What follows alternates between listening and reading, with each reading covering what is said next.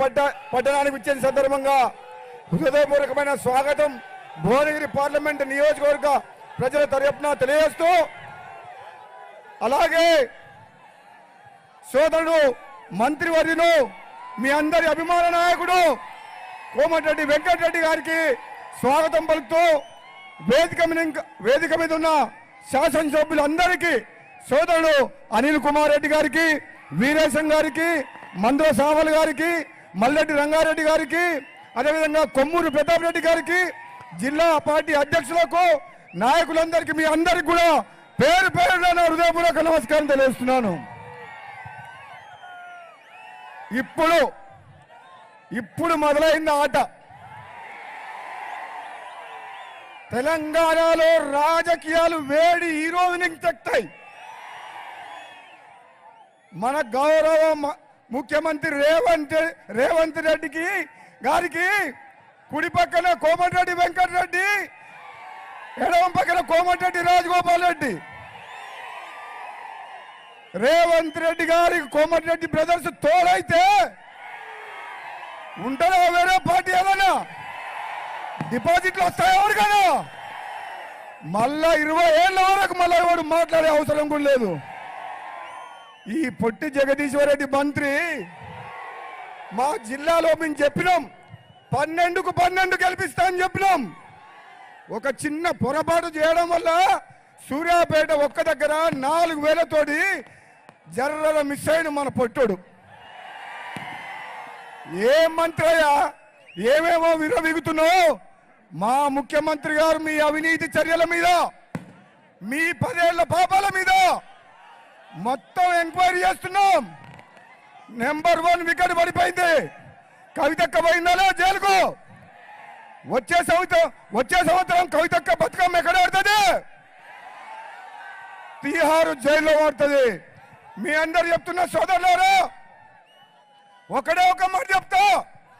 10 ఏళ్ల పాటు అప్పుల పాలు చేసి ఆగమైన తెలంగాణ మొత్తాన్ని ఈరోజు తెలంగాణ రాష్ట్రాన్ని గాడిలో పెట్టే బాధ్యత, నిజమైన బంగారు తెలంగాణ చేసే బాధ్యత మన గౌరవ ముఖ్యమంత్రి గారు రేవంత్ రెడ్డి గారు తీసుకున్నారు. మీలాగా టిఆర్ఎస్ పార్టీ లాగా కుటుంబం కోసం, కమిషన్ల కోసం ఈ ప్రభుత్వం పనిచేయదు. రేవంత్ రెడ్డి గారి నాయకత్వంలో భువనగిరి గడ్డ అంటే కాంగ్రెస్ అడ్డనా కదా? మనం కాంగ్రెస్ అభ్యర్థి మన చామల కిరణ్ కుమార్ రెడ్డిని గెలిపించి రేవంత్ రెడ్డి గారికి మనం బహుమానం ఇద్దామా? ఒకసారి చేయలేవటండి అందరూ గెలిపిద్దామా? మీ అందరి తరపున గౌరవ ముఖ్యమంత్రి గారిని ఒకటే వినయం చేస్తున్నా. నేను ఎంపీగా ఉన్నా 5 ఏళ్లు తెలంగాణ కోసం పార్లమెంట్ లో కొట్లాడి భువనగిరి ప్రజల కోసం తెలంగాణ తెచ్చిన, అవునా కాదా? మరి నా అన్న కోమటిరెడ్డి వెంకటరెడ్డి ఈ నియోజకవర్గంలో మీకోసం 5 ఏళ్లు ఎంతో సేవం చేసిన మాట వాస్తవమే కాదా? మరి ఇప్పుడు రేవంత్ రెడ్డి గారు ముఖ్యమంత్రి గారు మనకు ఒక అగ్ని పరీక్ష పెట్టిండు. చామల కిరణ్ కుమార్ రెడ్డి గారిని పంపించి గెలిపించుకొని రమ్మని చెప్పిండు. గెలిపిద్దామా వద్దా? మేమందరం కూడా ఈ రోజు నుంచి రాత్రింబగలు కష్టపడి నల్లగొండ పార్లమెంట్ లో మెజార్టీ ఎక్కువ వస్తుందా, భువనగిరి పార్లమెంట్ లో మెజార్టీ ఎక్కువ వస్తుందా? మనకు పోటీ బీజేపీ బీఆర్ఎస్ కాదు, మనకు పోటీ నల్లగొండ కాంగ్రెస్ తోటి, అవునా కదా? మనల్ని ఓడించే సత్తా ఉందా? నాకు రేవంత్ రెడ్డి గారు ఇంటికి వచ్చి నాకు ఒక బాధ్యత అప్పచెప్పిండు. అన్న నువ్వు తప్పనిసరి తమ్ముని గెలిపించాలన్నాడు. మరి అన్న రేవంత్ రెడ్డి గారు ఇచ్చిన బాధ్యతని మనందరం కష్టపడి గెలిపిద్దామా? మేమందరం గెలిపించి నీకు ఇచ్చే బాధ్యత మాది.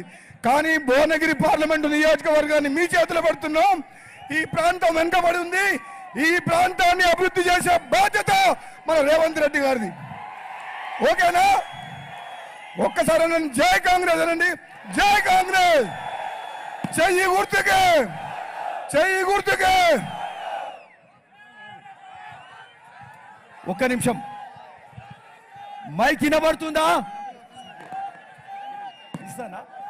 మైక్ వినబడుతుందా? బాబు మైక్ సిస్టమ్ జర సరిగ్గా చేయండి. ఇస్తాను మైక్ ఎవరు చూస్తున్నారు? వెనక్కి వినబడుతుందా? అక్కడ వినబడుతుంది. సరే జర మైక్ జర మెల్లగా మాట్లాడాలి. మైక్ సిస్టమ్ జర సరిగ్గా చేసుకోండి. ఎవరు చూస్తున్నారు? ఇప్పుడు సిపిఐ నాయకులు చాడా వెంకటరెడ్డి గారు, సారీ పల్ల వెంకటరెడ్డి గారు మాట్లాడాల్సిందిగా కోరుతున్నాను.